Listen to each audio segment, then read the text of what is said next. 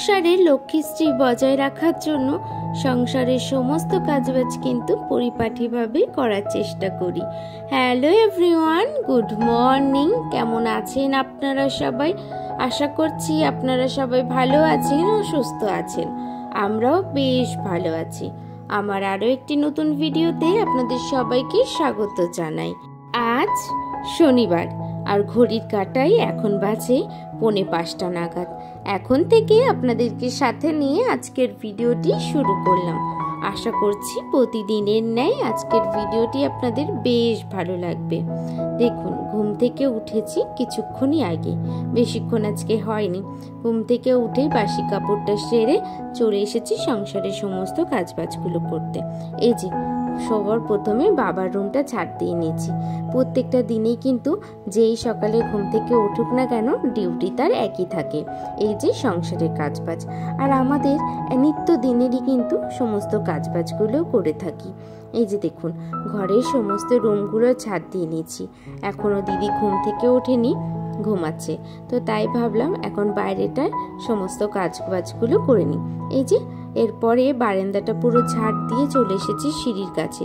সিঁড়িটাও এবারে ঝাড় দিয়ে নেব। আর জানেন তো, এখন ওয়েদারটা বেশ কীরকম হচ্ছে।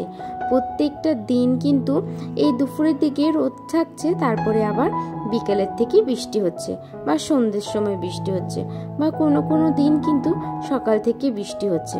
তারই মধ্যে আজকের দিনটা, মানে আজকে বলতে কালকের দিনটা, কালকের দিনে সারাদিনে কিন্তু একবারও বৃষ্টি হয়নি। দেখুন রাস্তাটাও কতটা শুকনো, আর বৃষ্টি হলেই রাস্তা জুড়ে কিন্তু পুরো জায়গা জুড়ে একেবারে জল জমে যায়। তো এই জন্য তো দেখুন আমার সমস্ত কিন্তু বাইরেটা ঝাড় দেওয়া হয়ে গেছে। বাইরেটা ঝাড় দিয়ে চলে এসেছি পেছন ধারে এসে এবার ঝাঁটাটাকে ধুয়ে নিচ্ছি। প্রত্যেকটা দিন কিন্তু এই যে বাইরেটা ঝাড় দিয়ে ঝাঁটাটা ধুয়ে পা ধুয়েই কিন্তু উল্টো গেট দিয়ে আমরা ঘরে ঢুকি। কারণ মা বলে সকালে যখন বাইরেটা ঝাড় দাও ওটাকে বাসি উঠোন বলে। তো বাসি জিনিস মানে ঝাড় দেওয়ার পরে কিন্তু কখনোই ঘরে ঢোকা যায় না, সেটা হাত মুখ ধুয়ে ঘরে ঢুকতে হয়। এই যে দেখুন, আজ যেহেতু শনিবার, আমাদের তো আজকে ঘরটা মুছতেই হয়। যেহেতু ধোয়া মাজা করেই আজকে আমাদের সমস্ত কিছু করতে হয়, সেই জন্য প্রত্যেকটা ঘর আমি মুছে বাইরেটাও মুছে নিয়েছি। মুছে এই যে পুরো চাতালে জল দিয়ে ঘরে চলে এসেছি। এখনো কেউ ঘুম থেকে ওঠেনি, তাই উপরে যেহেতু যাব সেই জন্য তালাটা দিয়ে উপরে চলে এসেছি। উপরে এসে এই যে ঠাকুর ঘরটা খুলে নিচ্ছি। ঠাকুর ঘরটা খুলে এবার পুরো ছাদটাকে ঝাড় দিয়ে নেব। আজকে ছাদে খুব একটা নোংরা নেই, এই ছোটোখাটো কিছু পাতা ছিল, তো ভাবলাম ময়লা যেহেতু অল্প কিছু হলেও সেটা তো বাসি হয়ে যাচ্ছে, সেই জন্য পুরো ঝাড় দিয়ে নিয়েছি। আর তার আগে নিচের থেকে কিন্তু সমস্ত কাঁচা ধোয়া যে সমস্ত জিনিসগুলো ছিল সেগুলো নিয়ে এসেছি।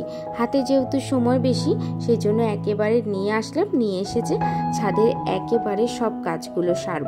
এদিকে দেখুন, প্রচুর জামা প্যান্ট ছিল আগের দিনের, তো সেগুলোকে ধুয়ে নিচ্ছি। ওই যে তাতানের জন্মদিনের দিন পরা হয়েছিল, তারপরে তো দুদিন ধরে এত পরিমাণে বৃষ্টি যে কিছুই ধুতে পারিনি। সেই জন্য আজকে যেহেতু একটু রোদ উঠেছে, ওই কারণে আজকে ধুয়ে নিচ্ছি।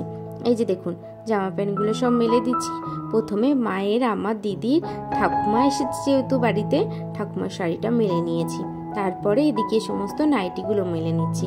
আর জানেন তো, এই যে নাইটি মিলতে গিয়ে একটা ঘটনা ঘটেছে, দড়িটাই পুরো ছিঁড়ে গেছিলো। তো সেই কারণে আবার আলাদা একটা জায়গায় মানে মেলতে দিয়েছি। তো এই যে ছাদের সমস্ত জামা প্যান্টগুলো মেলে চলে গেছি নিচে গিয়ে স্নানটা সেরে সিঁদুর পরে চলে এসেছি ছাদে ঠাকুর প্রণামটা সারতে। ঠাকুর প্রণামটা সেরেছি, তারপরে তুলসীতলায় জল দিয়ে দিয়েছি। তুলসীতলায় জল দিয়ে চলে এসেছি নিচে। সকালের খাওয়া দাওয়া রান্নাবাড়ি করতে হবে, যেহেতু এখনো পর্যন্ত কোনো কাজই হয়নি, আর সকালে তো অন্য কিছু খাওয়াও হয় না, সেই জন্য। এদিকে দেখুন, একটা দিকে ভাত বসিয়ে দিয়েছি, আর একটা দিকে পটল ভাজা দিয়েছি। অনেকে ভাবছেন তো যে কি ব্যাপার, আজকে তো শনিবার, নিচে কেন রান্না বান্না হচ্ছে?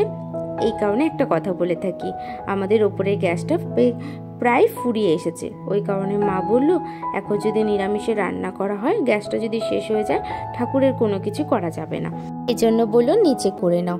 নিচে যেহেতু এগুলো সব আমিষের, ওই কারণে জানেন তো এই বাসনগুলো নিরামিষের, কিন্তু সমস্ত ধরুন গ্যাসটা তো আমিষেরই বলতে পারেন। তো সেই জন্য একটা করে কি করছি ছিক টাইপের দিয়ে রেখেছি, তাহলে একেবারে তাপটা কিন্তু ডাইরেক্ট লাগবে না। ওই জন্য এদিকে দেখুন পটল ভাজাটা একটা সাইডে বসিয়েছিলাম, একটা সাইডে উচ্ছে ভাজাটাও বসিয়ে দিয়েছি, কিন্তু আপনাদেরকে দেখাচ্ছি একটু আগে পরে, বেশ আমারও বেশ সুবিধেই হয় তার জন্য।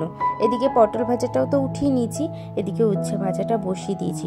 প্রথমে উচ্ছেটা দিয়ে একটু কিছুক্ষণ ঢাকা দিয়ে রেখেছি। উচ্ছেটা যেই সিদ্ধ হয়ে এসেছে তারপরে এই যে কুমড়োটা দিয়ে দিয়েছি।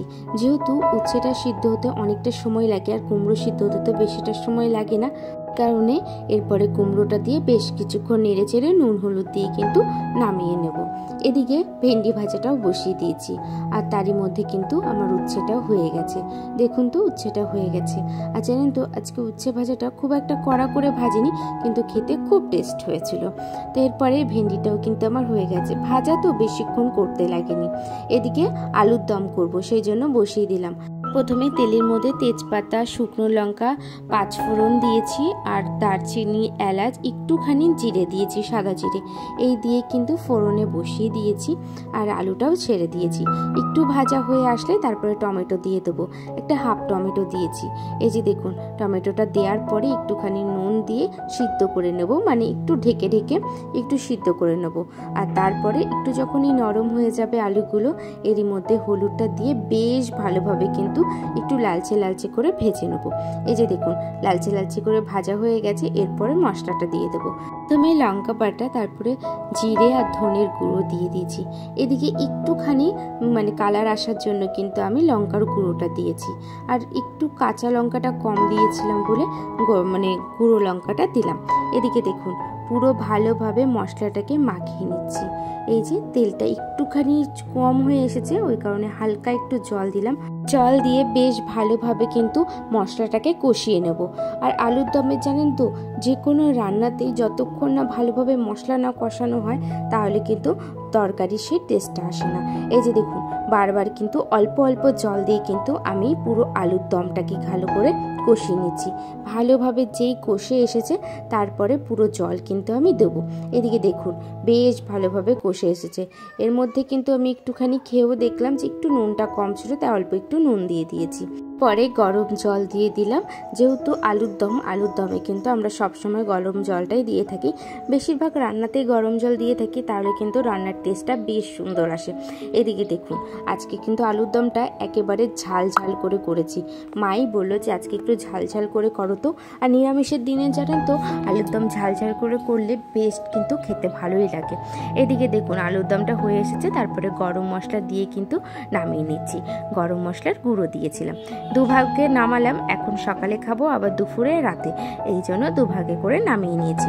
রান্না বান্না হয়ে গেছে। এরই মধ্যে তাতানদেরকে স্নান টান করিয়ে আমাদের সকালের খাওয়া দাওয়া কিন্তু হয়ে গেছে। এই যে সকালের খাওয়া দাওয়া করে বাসনটাও ধুয়ে নিয়েছি। তারপরে বেশ কিছুক্ষণ কিন্তু আমি বসেছিলাম, কিন্তু কোনো কাজ নেই। এখন কি করলাম, কিছু কিছু ভিডিও এডিট করে নিয়েছি। এরপরে দেখুন বিকেলের বেলা হচ্ছে যে বিকেল না ঠিক এটা ওই দুপুর টাইমে ওই 2টো নাগাদ বাজে, তখন কি করেছি ঘরটা ঝাড় দিয়ে দিয়েছি। আর দেখলেনই তো বাইরে বৃষ্টি হয়েছে, পুরো রাস্তা জল জল হয়ে গেছে। তারপরে অনেকটা সময় পেরিয়ে গেছে, আর এদিকে দেখুন সন্ধ্যেটাও হয়ে এসেছে। তো সন্ধ্যে যে হয়ে এসেছে কাপড়টা সেরে চলে এসেছি ছাদে। ঠাকুর ঘরে এসে এবারে সন্ধ্যেটা আমি দিয়ে দেব। এই যে সবার প্রথমে প্রদীপ আর ধূপকাঠিটা ধরিয়ে দিয়েছি, আর এখন ধুনুচিটাও ধরিয়ে নিচ্ছি। এরপরে চলে যাবো নিচে, সমস্ত ঘরগুলোতে দিয়ে দেবো। এই যে সমস্ত ঘরগুলোকে দিয়ে এবার চলে এসেছি বাইরেটাও পুরোটা দিয়ে দেবো। তো আজকের মতন ভিডিওটি আমি এখানেই শেষ করলাম। যদি আমার ভিডিওগুলি ভালো লেগে থাকে তাহলে আমার পাশে থাকবেন। আর হ্যাঁ, আপনারা যে যেখান থেকে দেখছেন আর আমার ভিডিওগুলো এতটা দেখার জন্য, সাপোর্ট করার জন্য অসংখ্য ধন্যবাদ। আর প্রত্যেকটা দিন জানিয়ে যাবেন আপনাদের ভিডিওগুলি কেমন লাগছে। তো আজকের মতন টাটা, দেখা হচ্ছে নতুন একটি ভিডিওতে।